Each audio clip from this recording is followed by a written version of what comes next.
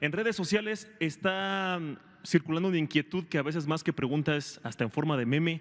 Esta idea de que el doctor Gatell dijo que la siguiente semana es el pico de la epidemia por octava vez, ¿no? Y digo, el pico, pues solo puede haber un pico, no puede haber 8. Si nos puede aclarar a qué se refiere con esto, pues para dejarlo bien explicado de una vez por todas. Gracias. Con mucho gusto lo vuelvo a explicar. No sé si va a quedar completamente satisfechos quienes piensan esto, pero lo trataré de hacer muy breve. Aplanamiento de la curva.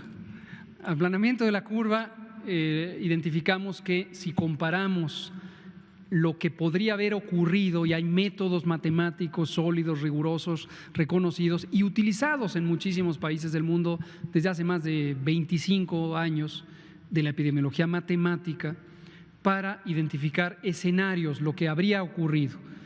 Y sabemos lo que habría ocurrido sin intervenciones, sin la Jornada Nacional de Sana Distancia, si no se hubiera hecho en esa fecha específica, si se hubiera hecho con otras modalidades. Y eso nos permite saber que sin esas intervenciones o practicadas de otra manera, incluyendo la fecha en la que se puso en práctica, hubiéramos tenido una curva epidémica muy alta es que hubiera llegado a 40,000 personas enfermas en un día, el día máximo. En el Valle de México, parte de la confusión surgió que se omitió recibir este mensaje en el Valle de México. Desde hace mucho tiempo desistimos de tener una curva epidémica única del país porque los países geográficamente extensos no tienen una sola curva, tienen múltiples curvas epidémicas. ¿Se acuerdan que lo hemos comentado? Entonces, en el Valle de México, que donde está la mitad de la epidemia y por eso lo usamos como la curva epidémica referencial, hubiéramos tenido 40,000 casos en un día y hubiéramos tenido una epidemia que habría durado 10 a 12 semanas. Con las intervenciones, ¿qué logramos?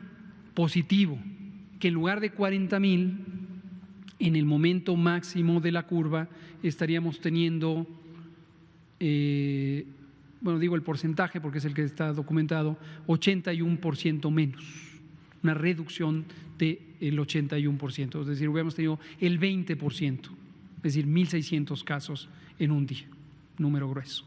En lugar de 40,000, 1,600, ¿cierto?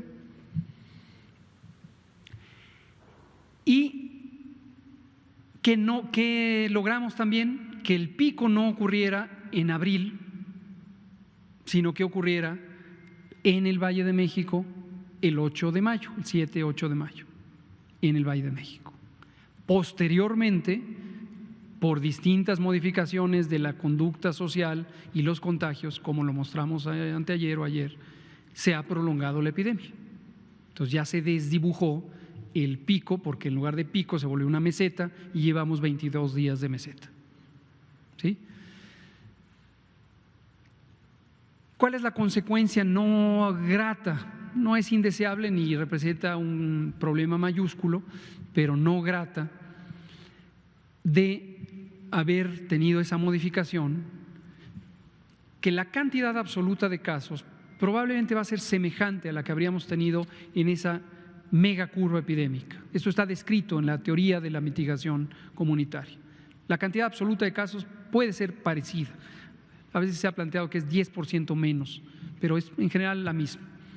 Pero en lugar de que ocurra en 12 semanas, ocurre en muchas semanas. Y recordarán que hace mucho tiempo yo dije, preparémonos para una epidemia larga. Y hablé de septiembre, octubre. Pues esto es lo que nos está ocurriendo. Si tomáramos el periodo completo desde el 28 de febrero, fecha del primer caso, a el escenario predicho, todavía no llegamos ahí, no se puede constatar, pero esa es la predicción, de octubre, un punto medio estaría en la primera quincena de julio. Aquí ya no me estoy refiriendo a la Ciudad de México o el Valle de México, sino para todo el país. El conjunto de curvas epidémicas, tomadas todas juntas, nos llevaría a un punto medio, donde generalmente en el punto medio está la máxima carga diaria de casos y luego un descenso hasta llegar a octubre. Entonces, el pico no es tanto como que en la misma curva haya redundantemente varios picos, sino diferentes curvas. Hay diferentes curvas, es correcto, pero también puede haber curvas con más de un pico. Estas curvas se llaman multimodales, se le llama moda a justamente los puntos de alta frecuencia. Villahermosa, Tabasco, que le he mostrado aquí. Teníamos una curva, empezó a bajar, pero luego hubo seguramente modificaciones de la conducta social, hubo contagios y apareció otra curva adicional sobre el mismo proceso epidémico. Por cierto, esa ilustra también a lo que nos hemos referido con el riesgo de rebrotes. Por ahí hay gente justamente en redes sociales que se pone un poco nerviosa pensando, ¿cómo hablan de rebrotes si todavía no se acaba la epidemia? Nos referimos a eso, nos referimos a que algo ya viene en descenso y de repente empieza a subir antes de llegar al punto final.